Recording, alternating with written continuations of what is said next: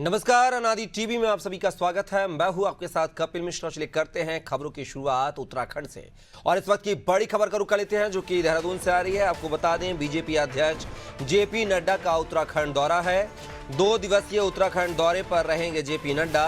पिथौरागढ़ में vibrant village के प्रस्तावित कार्य का जायजा भी लेंगे।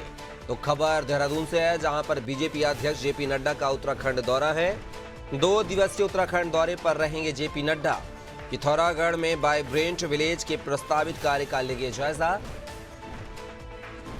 तो खबर ये उत्तराखंड के देहरादून से है, जहां पर बीजेपी के राष्ट्रीय अध्यक्ष जेपी नड्डा का उत्तराखंड दौरा है। 2 दिवसीय उत्तराखंड दौरे पर रहेंगे जेपी नड्डा। पिथौरागढ़ में वाइब्रेंट विलेज के प्रस्तावित कार्य का जायजा भी लेंगे। तो ये खबर देहरादून से आपको बता रहे हैं, जहां पर बीजेपी कि राष्ट्रीय अध्यक्ष जेपी नड्डा का उत्तराखंड दौरा है। ये दौरा 2 दिवसीय होने वाला है। और इस खबर पर ज्यादा जानकारी के साथ उत्तराखंड के bureau head Sonu Singh phone line पर जुड़ गए हमारे साथ। सोनू, बात की जाए, बीजेपी के राष्ट्रीय अध्यक्ष जेपी नड्डा का उत्तराखंड दौरा है, आखिर उनके दौरे को लेकर क्या कुछ तैयारियां और क्या कुछ दौरा किस चीज को लेकर माना जा रहा है?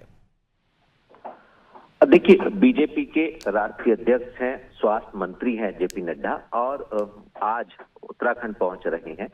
देहरादून का जो एयरपोर्ट है जौलीग्रांट, जब यहाँ पर वो पहुंचेंगे तो उनका स्वागत भी किया जाएगा और इस दौरान कुछ उनके सम्मुख एयरपोर्ट पर ही एक प्रस्तुतिकरण भी दिया जाएगा कि जो मौजूदा वाइब्रेंट विलेज के जो प्रस्तावित कार्य हैं, ये और आने वाले समय में जब वो यहाँ पिथौरागढ़ के लिए रवाना होंगे तो वहां पर कौन कौन से कार्यक्रम होंगे, इसी को लेकर के, क्योंकि इनर लाइन परमिट एक गृह मंत्रालय की अनुमति के बाद ही पर्यटकों को दिया जाता है सीमांत जनपदों में, लिहाजा इसके सरलीकरण की भी कई बार मांग उठी है।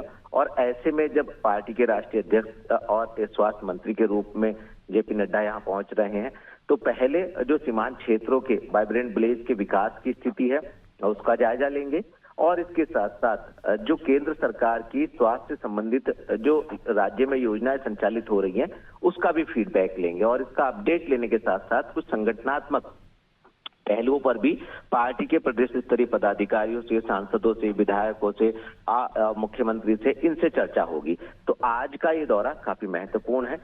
दिन भर इसमें व्यस्त रहेंगे और उसके बाद फिर जो पिथौरागढ़ जनपद का जो वाइब्रेंट विलेज है गुंजी, इस गुंजी गांव में इनका रात्रि प्रवास भी होगा।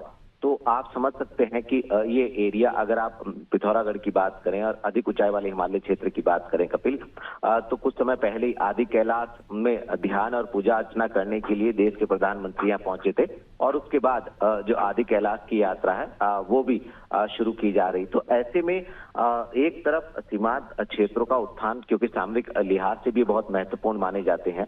उत्तराखंड की 2 अंतर्राष्ट्रीय सीमाएं हैं, एक नेपाल से जुड़ी है और दूसरी चीन से।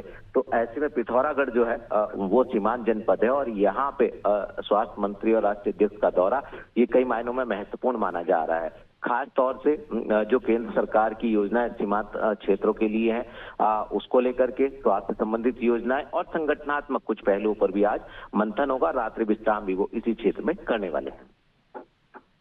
चलिए सोनू, आप हमारे साथ बन रहेगा, आगे आपसे और भी जानकारी लेंगे। तो खबर जो है देहरादून से है, जहां पर बीजेपी के राष्ट्रीय अध्यक्ष जेपी नड्डा का उत्तराखंड दौरा है। 2 दिवसीय उत्तराखंड के दौरे पर रहेंगे जेपी नड्डा। पिथौरागढ़ में वाइब्रेंट विलेज के प्रस्तावित कार्य का जायजा लेंगे। इस दौरान जो है तमाम उत्तराखंड के बीजेपी के नेता, जनप्रतिनिधि मौजूद रहेंगे।